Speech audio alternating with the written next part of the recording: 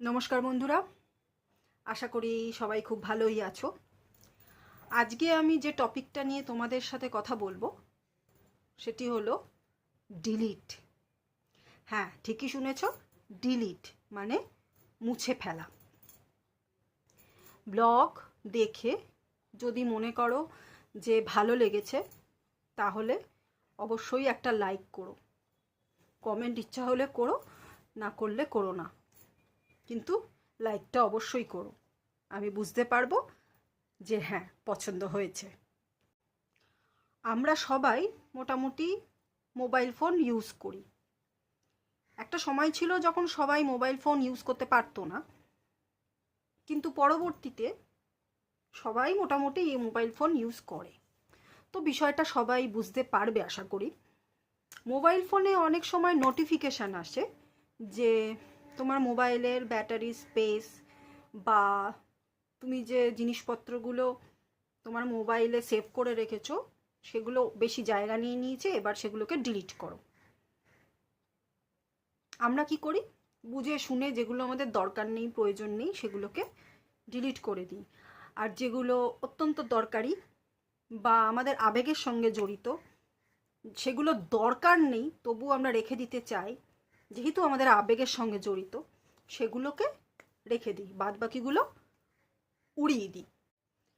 আমাদের জীবনেও ঠিক এরমভাবে কিছু সময় আসে, কিছু পরিস্থিতি আসে, যেই সময় আর পরিস্থিতির উপর নির্ভর করে আমাদেরকে আমাদের মন থেকে বা আমাদের জীবন থেকে কিছু কিছু মুহূর্ত, কিছু কিছু স্মৃতি ডিলিট করে ফেলতে হয়। ডিলিট না করলে নতুন করে আবার এগিয়ে যাওয়া সম্ভবপর নয়। হতে পারে মোবাইল থেকে যেগুলো ডিলিট করা হলো সেগুলো আর ফেরত আসছে না, কিন্তু মানুষের জীবন তো, আমরা সময় আর পরিস্থিতির চাপে পড়ে সেগুলোকে ডিলিট করে দিচ্ছি।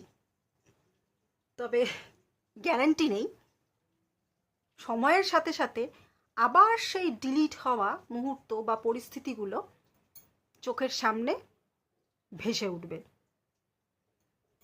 তবুও আমাদেরকে ডিলিট করে এগিয়ে যেতে হয়।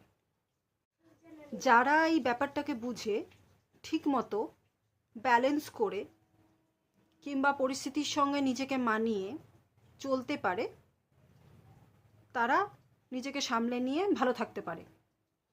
কিন্তু অনেকে ব্যালেন্স করতে পারে না, সামলে উঠতে পারে না। তাদের কষ্টটা তারাই ভালো করে বোঝে। অন্যান্য আর 5 জন সেই পরিস্থিতির মধ্যে দিয়ে না গেলে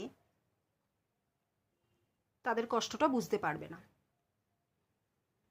যারা জাজ করেন, বারবার কথায় কথায় বোঝান যে ভুলে যান, ডিলিট করে দিন, নইলে চলতে পারবেন না, ঠিকই বলেন, কিন্তু মানুষের জীবনটা তো আর মোবাইলের মতো নয়। তাদের অনেক রকম চিন্তা ভাবনা করে তারপরে এগোতে হয়। কার পরিস্থিতি কিরকম সেটা সবাই জাজ করে উঠতে পারে না। তাই ডিলিট করার ইচ্ছা হলে ডিলিট করে দেওয়া ভালো, আবার মাঝে মাঝে সময়ের উপরেই ছেড়ে দেওয়া ভালো। সময় সব রকম স্মৃতি, মুহূর্ত, যন্ত্রণা, ক্ষত সব কিছুর উপরে প্রলেপ দিয়েই দেয়। তাই ডিলিট যদি করতে পারেন খুব ভালো, কিন্তু যদি না করতে পারেন ভয় পাবেন না, সময় তার গতিধারায় ভুলিয়ে দেবে। সময়ই মনে করিয়ে দেয়, সময়ই ভুলিয়ে দেয়। আপনি ডিলিট করতে পারেন করুন, না করতে পারলে রেখে দিন, থাকুক। প্রতিবার দুর্গাপুজোর সময় আমরা দুর্গা ঠাকুর শুধু দেখতে বেরোই না, মা দুর্গার কাছে আমাদের অনেক ইচ্ছা, অনেক আশা আকাঙ্ক্ষা, সেগুলোকেও বলি মা যাতে সব ঠিক রাখেন, সব কিছু ভালো করে রাখেন, সেই কামনাই করি। আশাবাদী হতে হবে।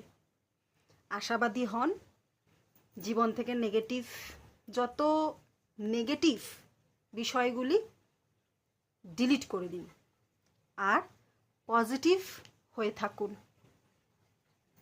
সমাজের বুকে যখন আমরা আছি, ভালো মন্দ সবটুকু নিয়েই আমাদের থাকতে হবে, সেরমভাবেই চলতে হবে। শুধু আশাবাদী হবেন যাতে সবটুকু যেন শেষ অবধি ভালোই হয়। তারপরে কেউ জাজ করলে করুক, না করলে না করুক। কানে হেডফোনটি গুঁজে নিজের মতন নিজে সময় কাটিয়ে দেবেন। আর হ্যাঁ, আমার ভিডিওটা যে দেখবেন সেটাও একটু হেডফোন গুঁজে তারপরেই শুনবেন। অনেক সময় আওয়াজটা ঠিকঠাকভাবে আপনার সামনে পৌঁছতে নাও পারে, সেই জন্যই বলা। পুজো সবাই ভালো কাটান, ভালো থাকবেন, সুস্থ থাকবেন। অবশ্যই পুজোর মধ্যে আমি আবার কোনো একটা ব্লগ নিয়ে ঠিক চলে আসবো।